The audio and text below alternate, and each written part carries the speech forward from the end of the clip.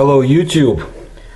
Today I will talk about the Barents Sea, a very interesting part of Arctica. This Barents Sea borders with Northern Europe.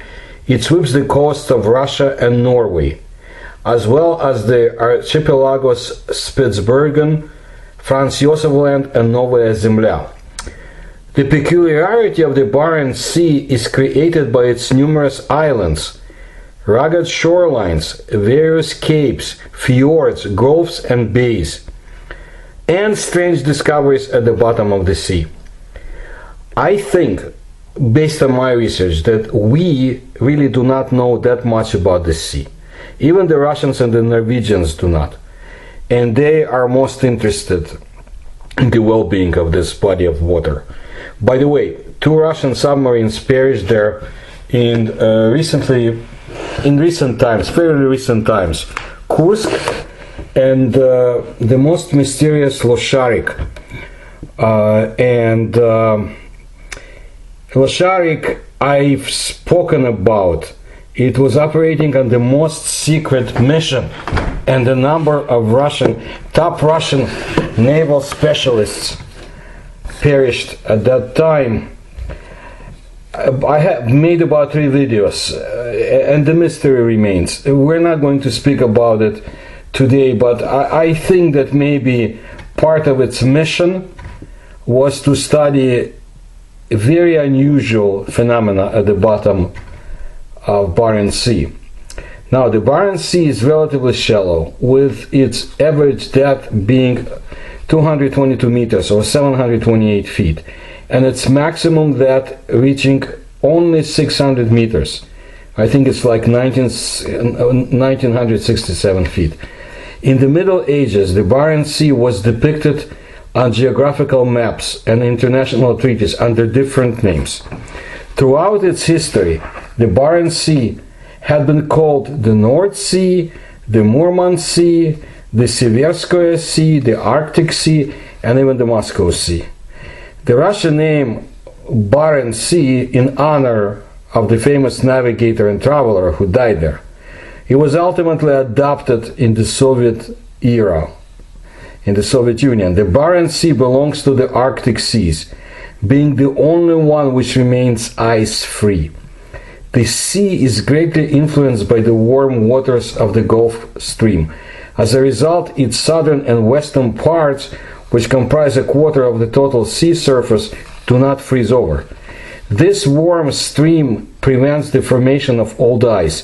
Only the northern part of the sea is covered with old floes and contains detached icebergs. In 1993, Russian geologists discovered an iridium anomaly. Later, their Norwegian colleagues proved that this anomaly had appeared as a result of a huge asteroid. It was 2 kilometers or 1.2 miles in diameter. It fell into the Barents Sea more than 140 million years ago. Its explosion and the tsunami as a result were so devastating that those marks left by meteorite can be found on the territory of modern France, that far away. Now, in modern times, heavy metals and organic contaminants of man-made origin have been observed in both sediments and organisms at different trophic levels. In recent years, there has been public concern in both Norway and Russia over the possibility of radioactive pollution. Nuclear power plants, nuclear vessels, and weapons are present in the area and produce radioactive waste. Reports of waste have influenced public opinions in many countries. And I gotta tell you that UFOs have been sighted over the Barents Sea, and I present evidence in the book Russia's UFO Secrets. We will not talk about it today, but let's look at the discoveries at the bottom of this Arctic Sea. And my information comes from Russian sources, even though most of it is Norwegian in origin. It's very hard to find confirmation of at least the symbols phenomena. Cartographers from Norwegian Institute of Marine Research have discovered strange shapes at the bottom of the Barents Sea. The figure 9, for example, found at a depth of 250 meters in the northeast of the province of Finnmark, has a size of about 1,000 meters, and the depth of the track is 8 meters. We saw different drawings, hearts, drawings resembling animal figures, huge arrows, traces of tram wheels, according to Hanna Hodnesdal, project manager of Mariano. Mariano maps depth and topography, sediment composition, biodiversity, habitats and biotopes, and pollution in the seabed in Norwegian coastal and offshore regions.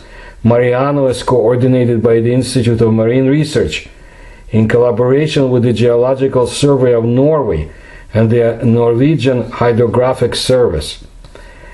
The first hypothesis of the researchers about the appearance of these strange symbols, they thought these were traces of trawls of fishing vessels, but it was quickly discarded since the trawls practically do not leave traces visible to the radar on the bottom and cannot be compared with what is there in size.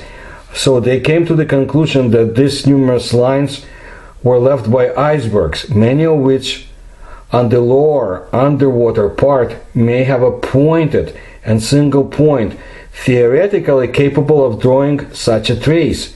However, in addition to the indented lines, there are also convex shafts, as you can see in one of the photos, more than 170 meters wide and 6 meters high. It is not yet clear what kind of iceberg could have left them. However, apparently at the bottom of the Barents Sea, there are more impressive footprints visible on the Google Earth map. The length of the lines is about 800 kilometers, and they are 1 to 2 kilometers wide. Who left them? I don't have the answer. The Barents Sea is located within the continental shoal, but unlike other similar seas, again, most of it has a depth of 300 to 400 meters, an average depth of 222 meters, and a maximum of 600 meters. The study of giant underwater craters found at the bottom of the Barents Sea will help solve the mystery of the Bermuda Triangle, according to some scientists. The Norwegian Arctic University reports that the objects found down there are located off the coast of Norway at about 45-meter depth. In width, they reach 800 meters, those giant underwater craters. Geologists believe that the craters were formed as a result of large gas bursts. In their opinion, the release of methane provokes powerful underwater explosions, pneumoplops.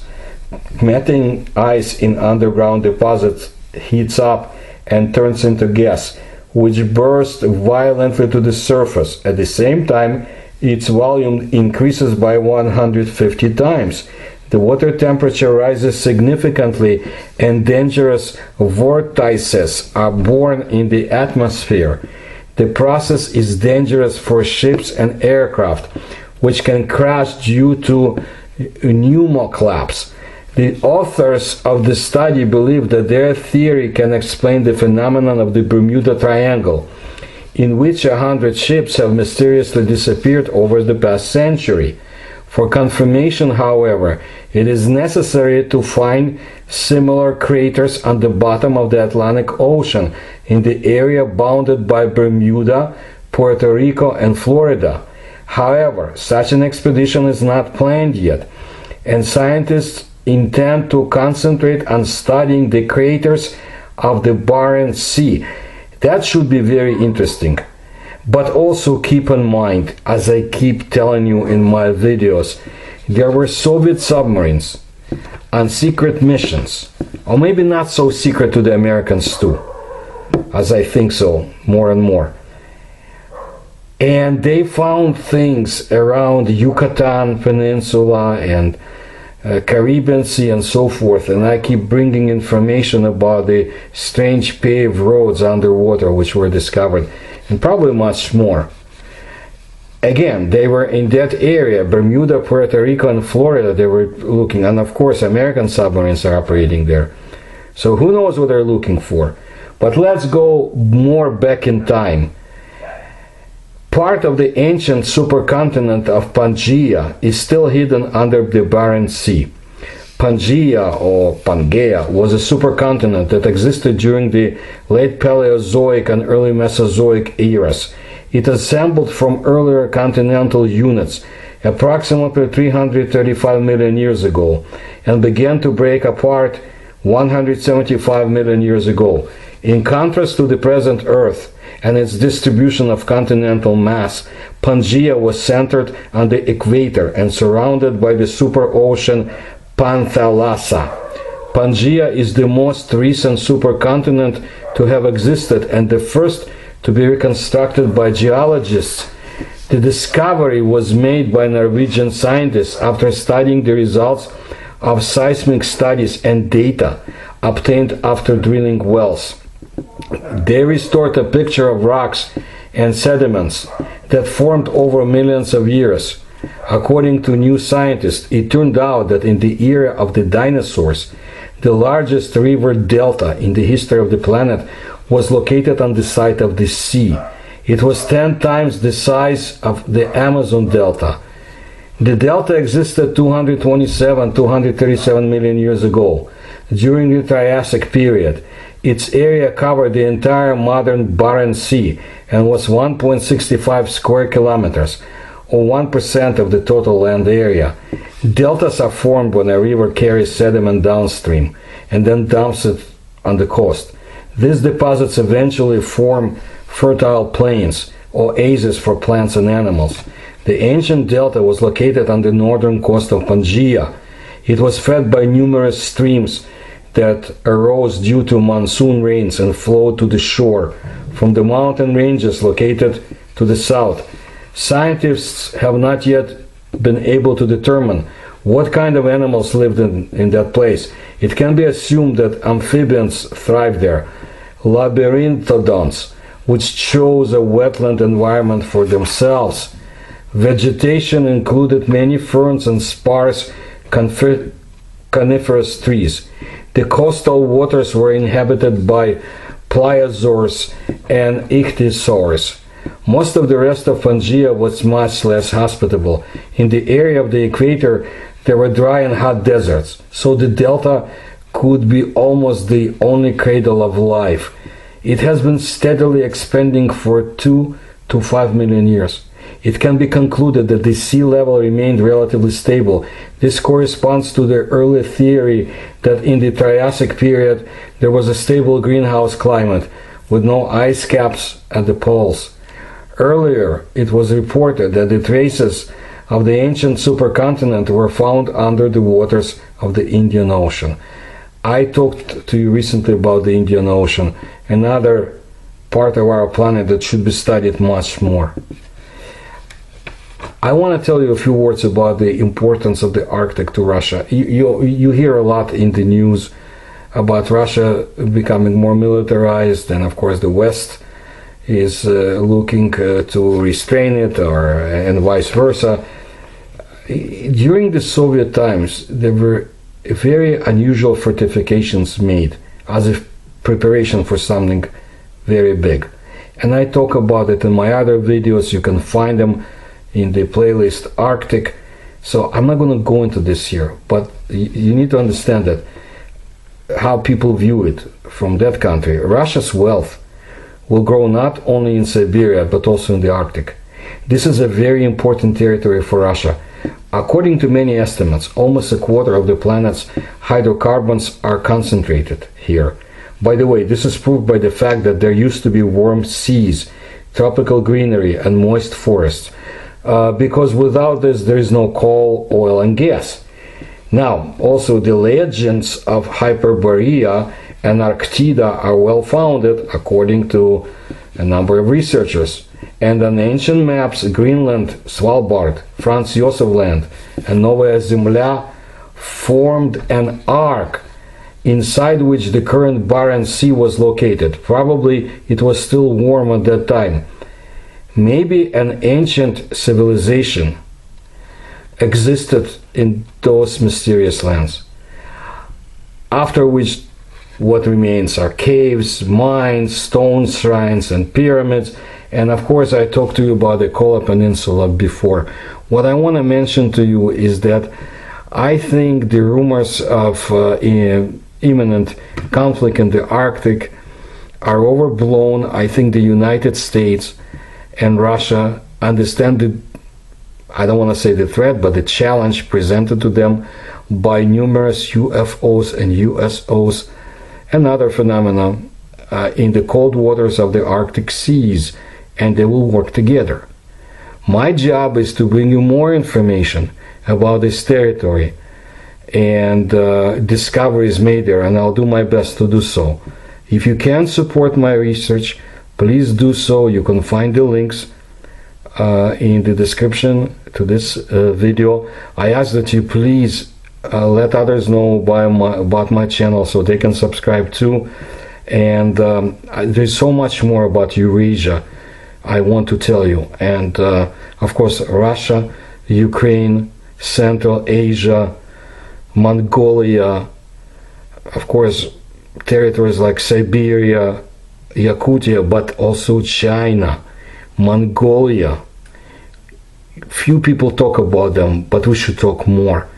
And you should find out what's going on. Because this phenomena, UFO and USOs, it's international in scope. And you know, all the news are being centered on the Pentagon in the recent times and so forth. There's more out there, and I'll try to bring it to you. Thank you.